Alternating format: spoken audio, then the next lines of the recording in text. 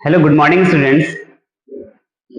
चलिए आज हम लोग वान्याम पब्लिकेशन का इंग्लिश के बुक से चैप्टर नंबर 2 स्टार्ट करते हैं। सॉरी, क्लास 2 का चैप्टर नंबर 8 स्टार्ट करते हैं। Chapter 8 my mother.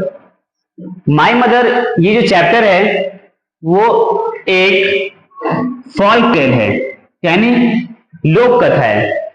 लोक कथा इसमें बताया गया है कि एक फार्मर का फैमिली है जिसमें एक फादर है, एक मदर है और उसकी एक डॉटर है। फादर, मदर और डॉटर तीनों अपने फील्ड में, अपने खेतों में जाते हैं क्रॉप हार्वेस्ट करने। इसमें वीट का क्रॉप हार्वेस्ट करने जाते हैं और जिस समय वीट का क्रॉप हार्वेस्ट किया जाता है उस समय सीजन थोड़ा सा गर्मी का होता है, तो गर्मी के सीजन में इन लोग ही सब जाके और क्रॉप को हार्वेस्ट करते हैं। तो इस फॉल्क टेल में यही बताया गया है कि उनके साथ क्या होता है। क्रॉप हार्वेस्ट करने के दौरान जो उनकी डॉटर होती है वो एक जगह फील्ड में, जब थोड़ा सा नमी होता है वहां पर ठंडक का एहसास होता है उसको, तो उसमें सो जाती है। सोने के बाद उसके पेरेंट्स शायद किसी का, उन्हें लगता है उनके पेरेंट्स को कि उनकी डॉटर जो है वो घर चली गई है, तो उनके पेरेंट्स भी उसे बिना देखे और घर की तरफ चले जाते हैं। फिर जब उसकी डॉटर का नींद खुलता है तो वो मम्मा मम्मा करके चिल्लाती है, उसके अपने पेरेंट्स को ढूंढती है, उससे उसके पेरेंट्स नजर नहीं आते। चलिए हम लोग इस स्टोरी को पढ़ते हैं। This is a folk tale. Read this story about a little girl and her parents. So this story is about a little girl and her parents. तो ये स्टोरी जो है एक लिटिल गर्ल और उसके पेरेंट्स के बारे में, ठीक है। It was the harvest time. ये जो समय था वो हार्वेस्ट का टाइम था। हार्वेस्ट वो होता है जिस समय फसलों का कटाई किया जाता है। जब कोई भी फसल लगाया जाता है और उसका कटिंग जब करते हैं, जब वो तैयार हो जाता है तो उसी को कहते हैं हार्वेस्ट करना। तो ये समय था हार्वेस्ट टाइम।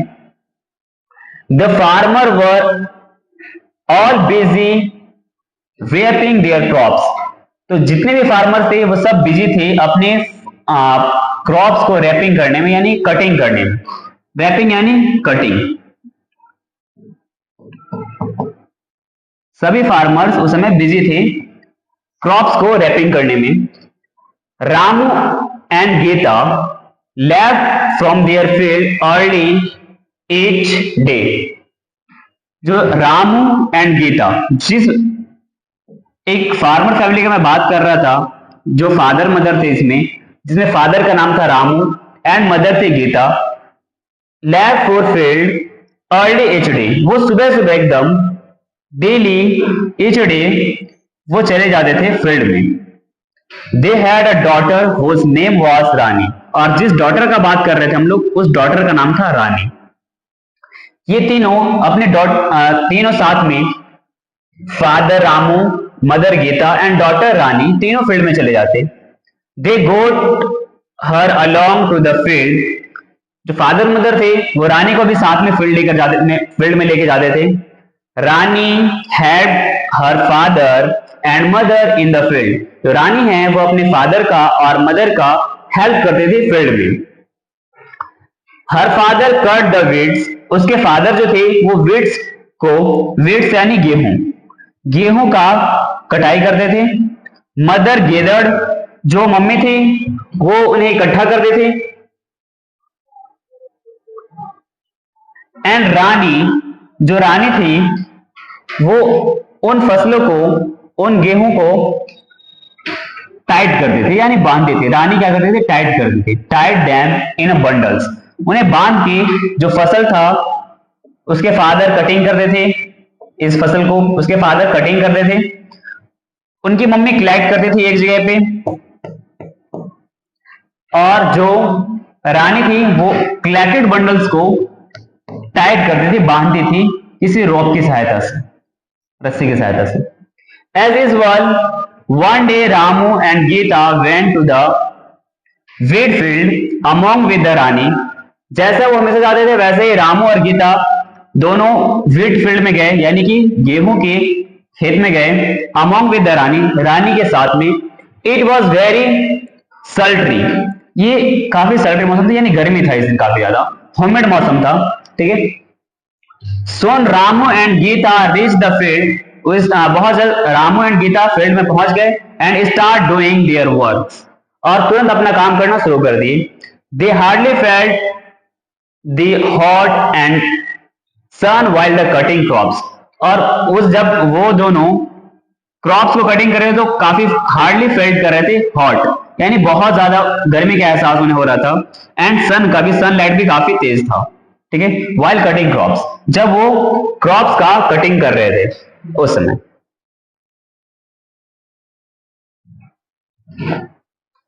हाउएवर रानी फेल्ट वेरी हॉट, और साथ में रानी को भी काफी हॉट फेल्ट हो रहा था, रानी को भी काफी गर्मी लग रहा था। She went into the next row of the wheat, वो व्हीट का जो रो होता है उसके नेक्स्ट रो में चली जाती है, नेक्स्ट रो में वो चली जाती है।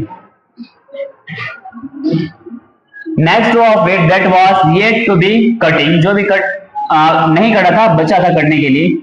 There it was a cool, वहां पे थोड़ा ठंडक था, देयर वाज कूल, थोड़ा ठंडक था। सोन सी फेल अस्लीप, वो ठंडक की वजह से वहां पे बहुत जल्द सो जाती है। When she woke up, she was aghast, जब वो उसका आंख खुलता है तो चकित हो जाती है, बहुत घबरा जाती है, and started looking for her mother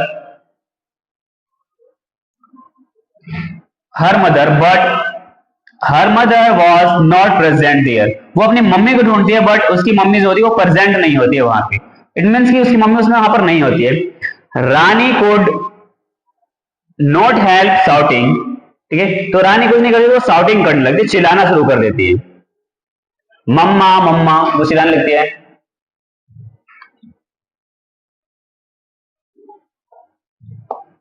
मम्मा मम्मा वो चिल्लाती है, but there was not to answer, but वहां पर उसकी मम्मा नहीं होती है, यानी उसकी मम्मी नहीं होती है, तो उसे कोई आंसर नहीं मिलता है। सी वॉज ट्रैफिड, वो डर जाती है, ट्रैफिड हो जाती है।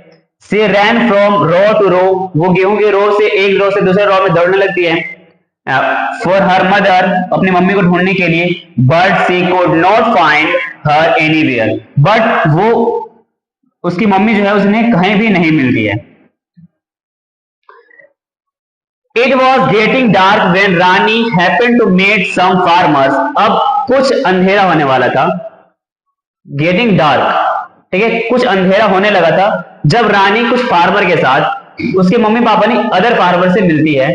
But her parents were not among them, लेकिन उनके पेरेंट्स नहीं होते उसमें, ठीक है। रानी स्टार्टेड क्राइंग, तो रानी रोना शुरू कर देती है। Little girl a farmer said, एक फार्मर मिलता है उसे, उसको रानी को रोते हुए देखिए उसे बोलता है, little girl what is your name, तुम्हारा क्या नाम है, what is your name, what's your mothers and father's name, वो फिर पूछता है कि तुम्हारे मम्मी और पापा का क्या नाम है। Neither women in the world is as beautiful as my mother, तो जब वो फार्मर पूछता है कि तुम्हारी मम्मी का क्या नाम है, तुम्हारे पापा का क्या नाम है, तो रानी आंसर देती है, neither women in the world is as beautiful as my mother, मतलब कोई भी औरत मेरी मम्मी के जितना खूबसूरत नहीं हो सकती है, ये रानी आंसर देती है। सैड रानी बोलती है, क्राइंग रोते हुए, all the man and the women laugh to her this, इस बात को सुन के वहां पर जितने भी मैन और वुमेन होते हैं वो सब हंसने लगते हैं कि वो आंसर ऐसा देती है। उससे पूछा जाता है कि आपकी मम्मी का क्या नाम है, तो वो बोलती है कि neither women in the world is as beautiful as my mother, यानी मेरी मम्मी से खूबसूरत कोई नहीं हो सकती है।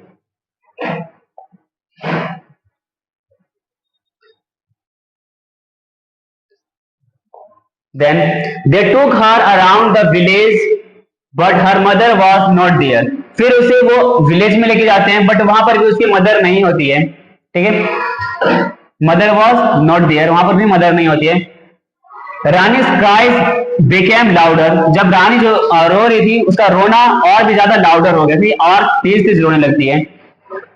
On the other hand, her parents went home thinking that their daughter had gone home. इसके बाद उनके पेरेंट्स घर चले जाते हैं और ये सोचते हैं कि उनकी डॉटर जो है वो घर पहले ही जा चुकी है, क्योंकि वो वहां पर फील्ड में सो रही थी और उनके पेरेंट्स जो थे वो क्रॉप्स का कटिंग कर रहे थे, तो वो देखते नहीं है, उनको लगता है कि उनकी डॉटर जो है वो पहले ही घर जा चुकी है, इसलिए वो घर चले जाते हैं। But they did not find their dear daughter there, लेकिन घर पे जब उनकी उनकी डियर डॉटर यानी प्यारी पुत्री उनको वहां पर जब नहीं मिलती है, they begin to search and eventually reaches the village. तो वो दोनों उसको ढूंढने के लिए, रानी को ढूंढने के लिए निकल जाते हैं और उस गांव में पहुंच जाते हैं, वेयर देयर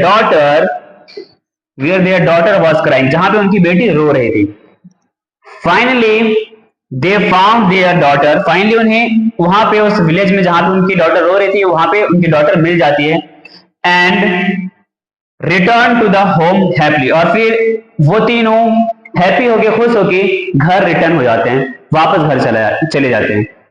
तो यही था हमारा एक फोल्क टेल में, इस माय मदर में, इस चैप्टर में, जिसमें हमने देखा कि कैसे एक बच्ची रानी जो थी वो अपने पेरेंट्स से बिछड़ गई थी फील्ड में, जब उनके पेरेंट्स क्रॉप्स का हार्वेस्टिंग कर रहे थे उस समय। Thank you students.